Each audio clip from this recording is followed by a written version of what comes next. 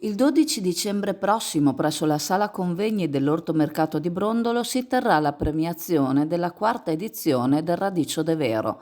Si tratta di un premio che nasce dalla volontà di riaffermare l'originalità del radicchio di Chioggia IGP nel panorama dell'orticoltura regionale e nazionale. In Veneto, ci rende noto il presidente del Consorzio di tutela del radicchio di Chioggia IGP Giuseppe Boscolo Palo, si produce più della metà del radicchio di tutta Italia ed il radicchio di Chioggia è il primo per superficie coltivata e quantità di produzione. Molte sono le tipologie che lo imitano in tutto il mondo senza però riuscire ad eguagliarlo.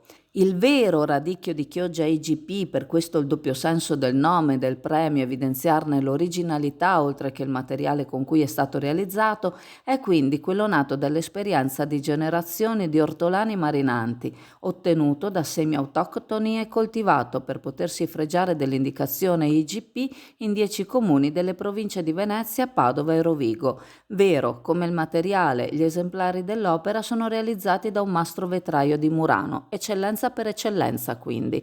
Nessuna novità per il momento invece per quanto riguarda Chioggia Ortomercato del Veneto. Le considerazioni fatte giusto un mese fa da Palo sul futuro dell'ortomercato non sono state recepite. Non sembra sia giunta alcuna risposta alle domande fatte, alle richieste fatte che sembrano siano solamente cadute nel vuoto.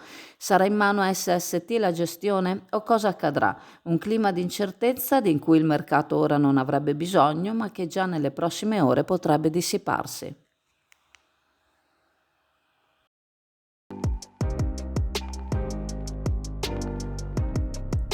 Naima, la profumeria che non ti aspetti, con una scelta che non ti aspetti, le migliori fragranze, le firme più chic, tutto quello che ti serve per valorizzare la tua bellezza lo trovi da Naima.